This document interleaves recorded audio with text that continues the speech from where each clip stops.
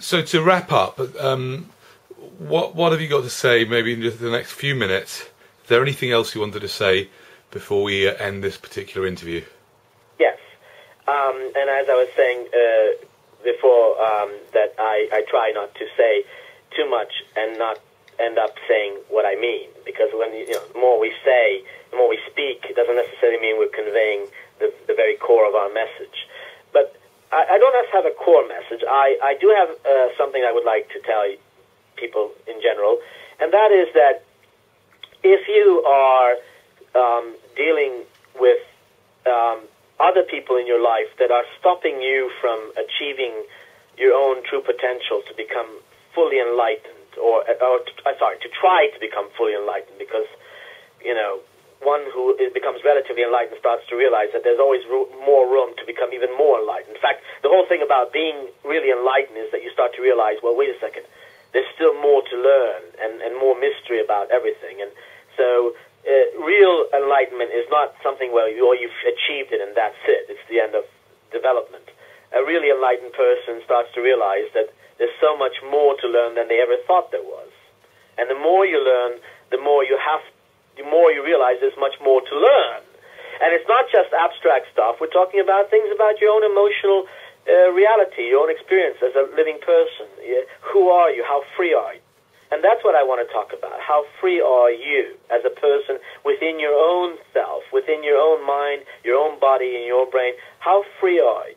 And I think the most freedom we can have is not a social freedom. That's why I myself don't subscribe to the idea of anarchy, is because I don't think that we can trust one another enough to have such a, otherwise, if it could be possible, wonderful thing. I think that most people are dangerous, unintentionally so. Most people? Yeah, I think most people are potentially dangerous, and unintentionally so. I think people are easily riled up by somebody who's very, suggestive, or somebody who has charisma, can easily rile up people and create a mob mentality. Even people who are relatively nice can be somehow convinced to join in the mob and attack potentially innocent person. So I fear the idea of anarchy because I think it backfires. And what I want to say about freedom is, if you really want freedom, don't expect it in a social structure. The world is always going to resist real freedom on a physical level. What we can accomplish is if each one of us becomes free in our own right, in our own mind, in the way we think. If we are free within ourselves, then we might achieve, a point where we can have society become freer and freer and reach that point where somehow, as a natural development that takes time, something similar to anarchy happens. I wouldn't call that anarchy, however, because I do think that there's a need for some degree of representation in large numbers. When you're on an island with two people, you yourself and another person, when two people are on an isolated island, remote island, in the middle of the Pacific somewhere, and you have to decide between you and that person how to share the resources and how to live together in peace, well, it's hard enough that way, but you can do it. And you can do it maybe with 10 people and 20 people. But when you get into numbers like 30, 40, and 50, that's when it gets impossible, in my opinion, to have a society where you leave it up to each person to be totally free to decide what rules they live by. It becomes impossible because there are logistics, there are actual physical things that happen. There are things that Mother Nature introduces, that like earthquakes, volcanoes, whatever, that will create imbalances.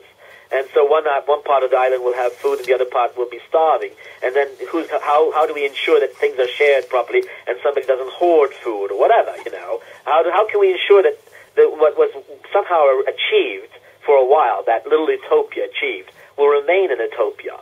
And that's the problem. Because people are physically physical as well as spiritual, the physical side being imperfect, because that's the inherent nature of physical things, is they're all imperfect, and the spirit being perfect. Because of that seeming contradiction between spirit and physics, things break down. Things become corrupted in the physical level.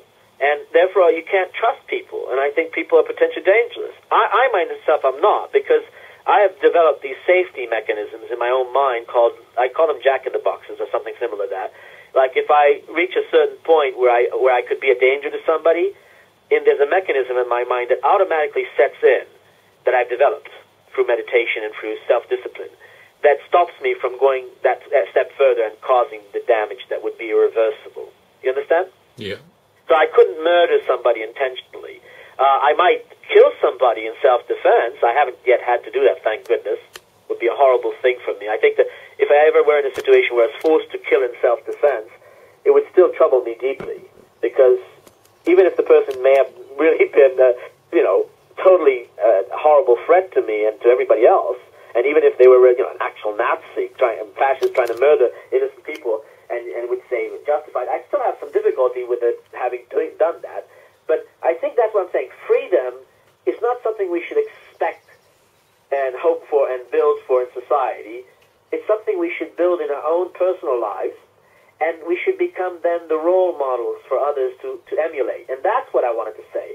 My whole purpose in trying to get famous again, because I've been famous before, until Rupert Murdoch stopped me, is to teach people that, yes, we can't wait for everybody to become enlightened. That's true. It would take forever.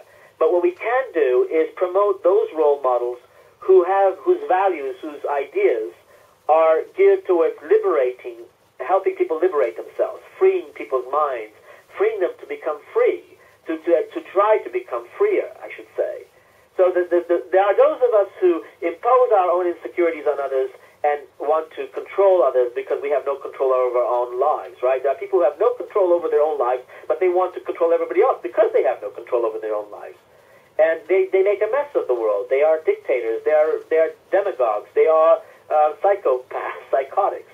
And then there are those people who, like me, want to be famous because if we're famous, maybe somebody will say, well, I like Carl Sagan, I like Isaac Asimov, I like Albert Einstein, I like Maria Montessori, I like J.P. Fenyo. He represents an understanding of things that I can share. And whereas he's not asking me to be exactly like him, because Isaac Asimov wasn't the same as Carl Sagan, and Carl Sagan wasn't the same as Maria Montessori, and I am not the same as them. But what we did share in common, what we do share in common, is this understanding that we need to open our minds and to the mystery of it all, to the mystery of the universe, and to each other. And we must never take each other for granted. We must really, really make double efforts, triple efforts, whatever efforts, to make sure that we're not accidentally getting into some psychological routine of diminishing the value of the people that we otherwise claim to care for, love, and respect. If we really want to have a happy, meaningful, fulfilling life within relative limits, which exist anyway, if we want to have a relatively happy, fulfilling life, we need to be very, very real, very present, very sincere with ourselves and with each other, and really respect one another. And respect is not trying to somehow deceive the other person into accepting your own worldview.